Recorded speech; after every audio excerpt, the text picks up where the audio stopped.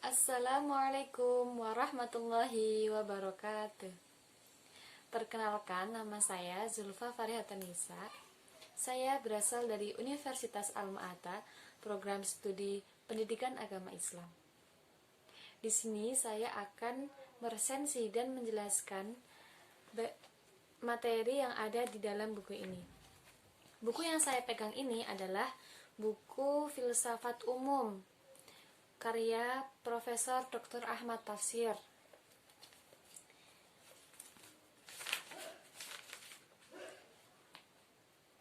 Buku ini diterbitkan oleh PT Remaja Rosda Karya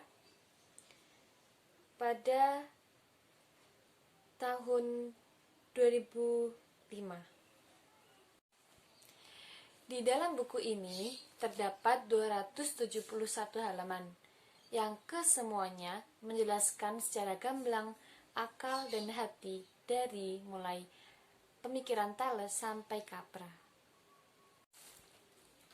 Seringkali orang membicarakan tentang filsafat, akan tetapi apakah kita sudah tahu betul apa itu filsafat?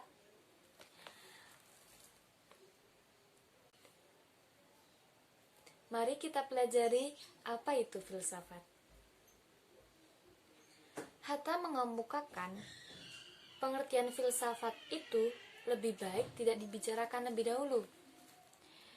Nanti bila sudah banyak orang yang mempelajarinya, maka orang itu akan mengetahui dengan sendiri apa yang dimaksud atau konotasi yang ditangkapnya. Pengertian filsafat sering berbeda antara tokoh yang satu dengan yang lain. Mengapa? Perbedaan ini disebabkan oleh perbedaan konotasi filsafat. Dan terakhir ini dapat disebabkan oleh pengaruh lingkungan dan cara pandang hidup yang berbeda serta akibat perkembangan filsafat itu tersendiri. Definisi James melihat konotasi filsafat pada pemikiran tentang sesuatu yang tidak lagi dapat diusahakan oleh sains.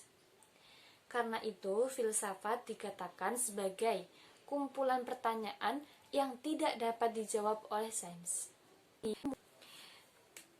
Berling mengatakan bahwa orang Yunani yang mula-mula berfilsafat di barat mengatakan bahwa filsafat itu tumbuh karena ketakjuban.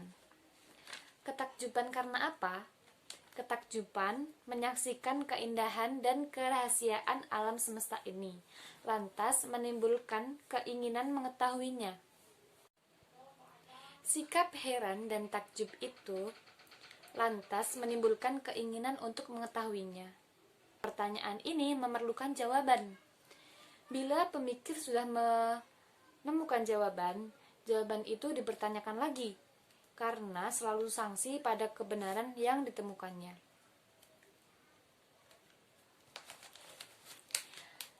Akan tetapi, hendaknya perlu segera dicatat bahwa pertanyaan yang dapat menimbulkan filsafat bukanlah pertanyaan yang sembarangan. Contohnya, pertanyaan dangkal seperti apa rasa gula? Itu dapat dijawab oleh lidah.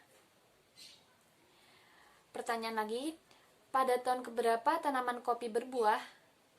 Itu tidak akan menimbulkan filsafat, karena dapat dijawab. Pertanyaan yang mendalam, yang ultimate, yang bobotnya berat itulah yang akan menimbulkan filsafat bila jawabannya diberikan secara serius. Contohnya, pertanyaan Thales, what is the nature of the world stuff? Apa sebenarnya bahan alam semesta ini? Indra tidak dapat menjawab, sains juga tidak bisa menjawab. Nah, filosof bisa menjawabnya. Thales dalam hal ini menjawab